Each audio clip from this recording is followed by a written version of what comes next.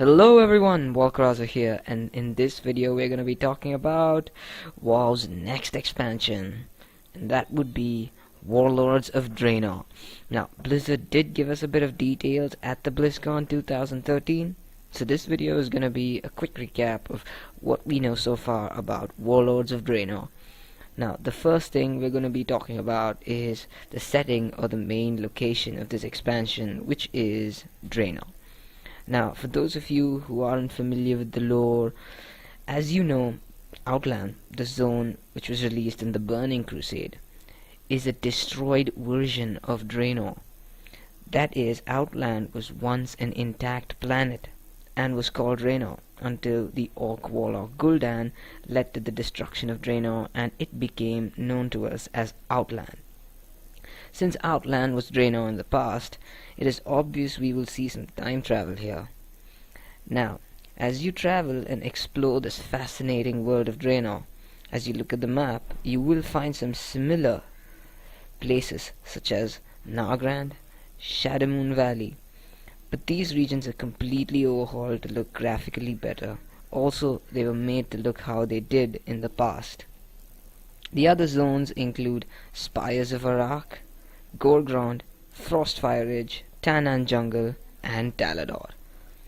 Warlords of Draenor comes with some exciting new features, one of them being player garrison system. Now, from what it looks like, it's somewhat similar to the player housing system.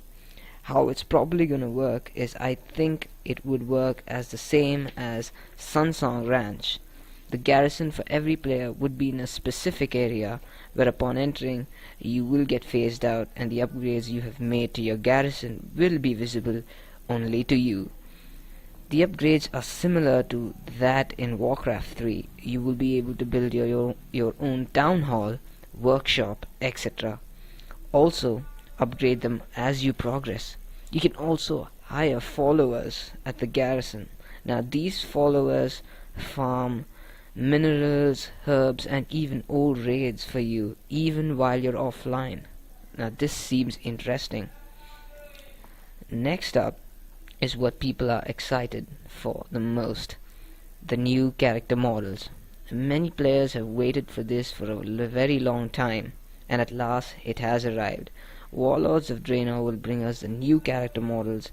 As of yet, only a few of them have been revealed to us, such as the Orc male, the gnomes, the dwarves, and the undead. Now, honestly speaking, these models look fantastic and all of them look splendid. The other models are yet to be revealed though, and I believe they will be amazing as well. Now, as we know, the new level cap is 100. That is a 10 level gap this time, just like the Burning Crusade and Wrath of the Lich King.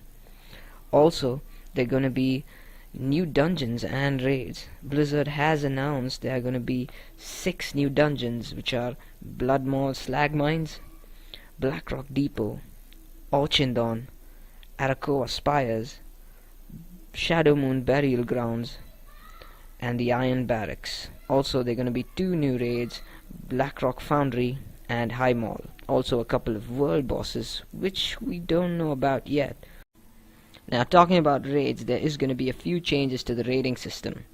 As you know, Blizzard introduced the Flex raiding, which is a 10 to 25 player mode.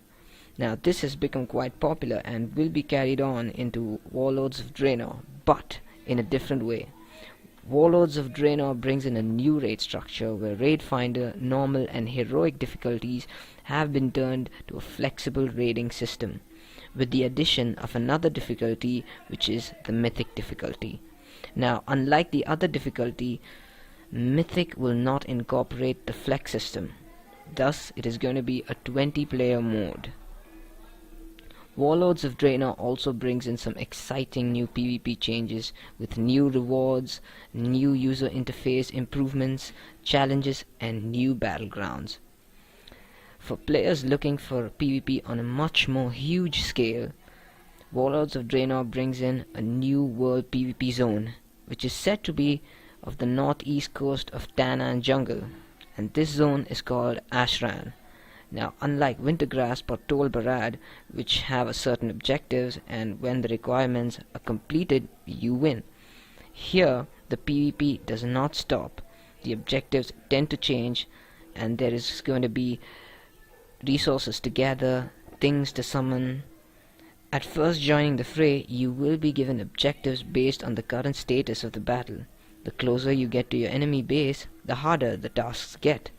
The objectives can be anything from defending your base, to gathering resources, or attacking an enemy base.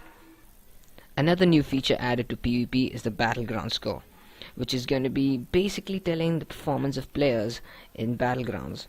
Battleground score will take into account for the objective-based gameplay the players engage in, whether it is defending your capture point, or carrying your flag, or killing the enemy flag carrier, your healing and your damage output. All that is taken into account for the Battleground score. Also, winning a Battleground could now earn you a bonus reward such as PvP gear, bonus honor or conquest points, consumables, and much more. Now we're going to be talking about a few item changes. Stats such as hit, expertise, dodge, and parry are being removed, and with this there will be no more reforging. Reforging is gone now. But tertiary stats are being added to the gear, such as movement speed, which obviously increases your movement speed, cleave, which gives an increased AoE damage for your attacks, sturdiness, which allows your armor not to get any durability loss, avoidance, which can absorb a percentage of the AoE damage that you receive, and lifesteal, which converts a percentage of your damage dealt to hit points. Another major change is the item squish, which was originally planned to be released with Mr. Pandaria and is now being implemented. Item squish is basically scaling down all the stats, health pool of players as well as mobs. This is due to the numbers getting very high and the difficulty faced by the game engine to compute such high numbers. Warlords of Draenor seems very exciting, and I'm looking forward to the beta. With that, I'm signing off. Until next time. What do you guys think about Warlords of Draenor? Share your opinions by leaving a comment below. Oh, and please do like and subscribe the video. It always helps. Thanks.